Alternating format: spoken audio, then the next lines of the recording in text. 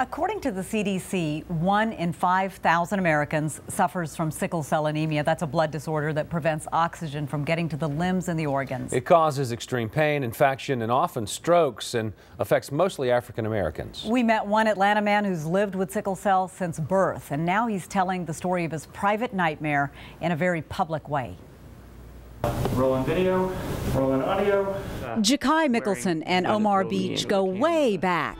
That's Omar, my best friend, still today, some 20-odd years later. They're making a movie together. He's probably the silliest guy I know. It sounds like fun, but it's actually serious. Omar's dealing with something that for many is unfamiliar. Deadly serious. You see, Omar has sickle cell anemia, and there is no cure. It's painful. It's just severely painful. I can't even tell you what I'm going to be doing 6 hours from now. 12 hours ago, I was in a hospital bed.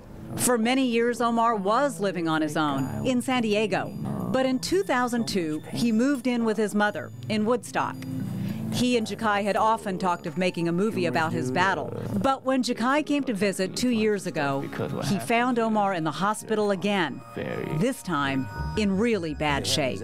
And it kind of made me realize that this movie couldn't really be something done a little bit here and there on the side. I had to make it my main focus, because I imagined a situation where I waited too long and Omar would be gone, and that would just be a horrible thing to live with. So Jaqai quit his job in Los Angeles, moved to Atlanta, and got down to business.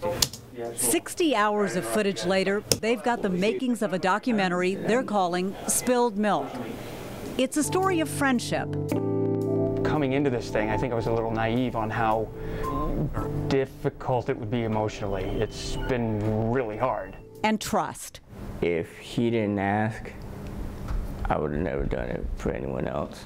But also a look at the harsh realities of having a disease that's out of the spotlight and the patients often stigmatized. You can imagine being a black guy my size, walking into an emergency room and saying, I have severe pain in my leg and I need Demerol or morphine. They're going to look at you and the first thing they think is that you're a drug abuser. And so once you're seen like that, it's hard to get people, they don't seem to be as caring. You could even get your picture in the credits. So, on good days, Jaqai and Omar toss ideas around and keep moving forward with their film. Here's our objective: to educate, to build awareness. Because the strongest guy I know is this guy right here, and he's not alone.